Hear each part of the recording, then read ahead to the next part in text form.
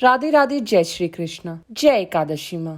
प्रिय भक्तों, यदि आप मेरे चैनल पर नए हैं तो कृपया करके इसे सब्सक्राइब और नोटिफिकेशन बेल पर क्लिक जरूर कीजिएगा ताकि आगे आने वाली सभी कथा, कहानी व विधि के बारे में आप जान सके। चलिए शुरू करते हैं।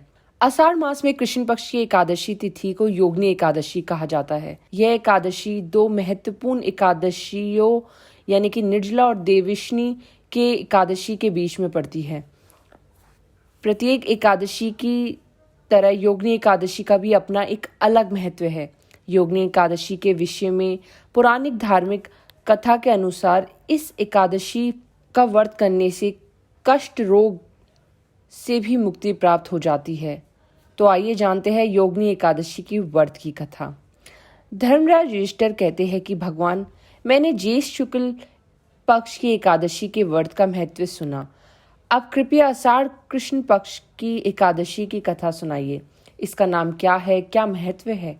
तब भगवान श्री कृष्ण कहने लगे कि राजन, आषाढ़ मास कृष्ण एकादशी को योगिनी एकादशी कहा जाता है। इसके व्रत से समस्त पाप नष्ट हो जाते हैं।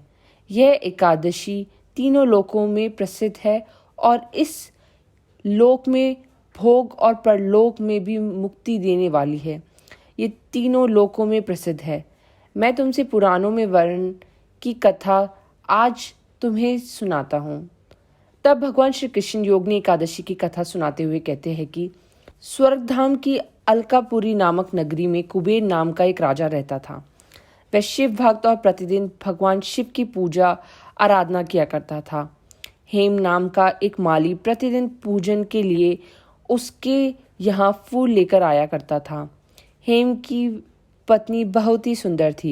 एक दिन वह पूजा के लिए मानसरोवर से पुष्प लेने गया, परंतु वह पुष्प लेकर अपनी स्त्री से रमन करने लगा। इधर राजा फूलों के लिए दोपहर तक उसकी राह देखता रहा। अंत में राजा ने अपने सेवकों को आज्ञा दी कि तुम लोग जाकर माली के ना आने का कारण पता करो, क्योंकि वह अभी तक पुष्प लेकर नहीं आया है।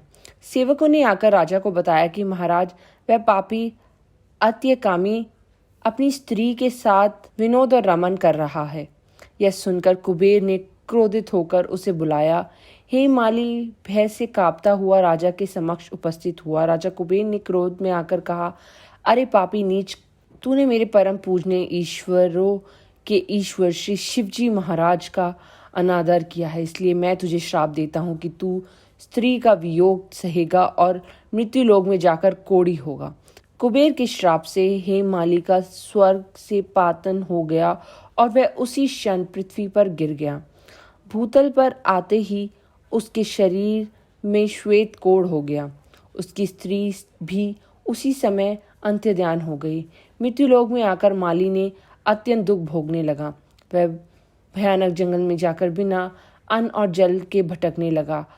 उसको रात्रि में भी निद्रा नहीं आती थी, परंतु शिवजी की पूजा के प्रभाव से उसको पिछले जन्म की स्मृति का ज्ञान अवश्य रहा।